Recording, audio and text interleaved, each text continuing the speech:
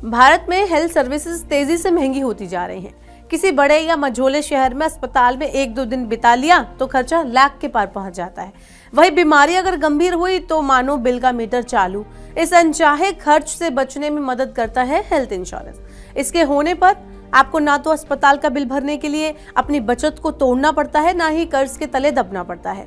Organise sector में नौकरी करने वालों को कंपनी की ओर से ग्रुप हेल्थ इंश्योरेंस की सुविधा मिलती है। वहीं आप व्यक्तिगत रूप से अपने लिए या फिर एक परिवार के लिए हेल्थ इंश्योरेंस ले सकते हैं। आमतौर पर जिनके पास ग्रुप हेल्थ इंश्योरेंस होता है वो अलग से बीमा खरीदने से बचते हैं। अक्सर लोग हेल्थ इंश्योरेंस पर अलग से पैसा लगाना फिजूल खर्च मानते हैं, क्योंकि उन्हें लगता है कि वो पहले से ही कॉर्पोरेट हेल्थ प्लान में कवर है। लेकिन क्या सिर्फ कंपनी से मिले हेल्थ इंश्योरेंस के भरोसे रहना ठीक है? तो इसका जवाब है नहीं, बिल्कुल नहीं। चलिए आपको इस वीडियो में मैं बताती हूँ कि इसका असर क्या पड़ता है और आपको क्यों ग्रुप के साथ पर्सनल हेल्थ इंश्योरेंस में निवेश करना चाहिए। सिर्फ ग्रुप हेल्थ इंश्योरेंस पर निर्भर रहने का सबसे बड़ा घाटा नौकरी छूटने पर पता चलता है। सेहत से जुड़ी इमरजेंसियां कब और किसके सामने आ जाएं, इसको लेकर कुछ भी कहा नहीं जा सकता।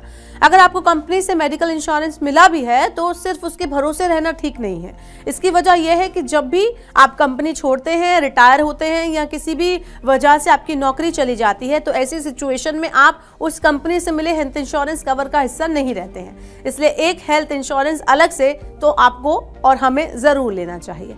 हेल्थ इंश्योरेंस कवर लेने की जो दूसरी वजह है वो भी जान लेते हैं। जिस तरह उम्र बढ़ने के साथ ही आपके तमाम खर्चे बढ़ जाते हैं, उसी तरह लाइफ इंश्योरेंस का प्रीमियम बढ़ जाता है। ऐसे में आपको खुद से ये सवाल करना चाहिए कि क्या कंपनी आपको मेडिकल के बढ़ते कॉस्ट के हिसाब से पर्याप्त कवर उपलब्ध करा रही है, और क्या कंपनी का कवर या रिटायरमेंट के बाद भी जारी रहेगा।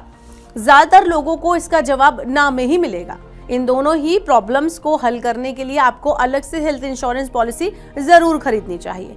पर्सनल पॉलिसी लेने का एक फायदा टैक्स के मोर्चे पर भी मिलता है। अगर आप अलग से हेल्थ इंश्योरेंस खरीदते हैं तो आपको इससे टैक्स में छूट का भी लाभ मिलता है।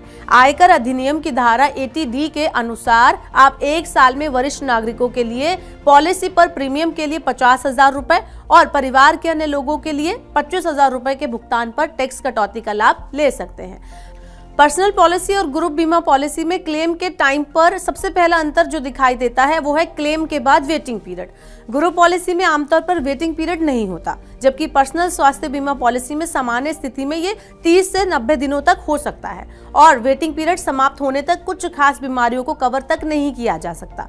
खास तरह की बीमारियों में वेटिंग पीरियड 1 साल से लेकर 4 साल तक हो सकता है। पर्सनल बीमा पॉलिसी में हाई ब्लड प्रेशर जैसी स्थिति पॉलिसी जारी होने से पहले मौजूद थी तो दावा केवल प्रतीक्षा अवधि समाप्त होने के बाद ही कवर किया जा सकता है। वहीं ज्यादातर ग्रुप पॉलिसी में सभी वेटिंग पीरियड में छूट दी जाती है। इसका मतलब है कि ग्रुप पॉलिसी के लिए जांच आवश्यक नहीं है।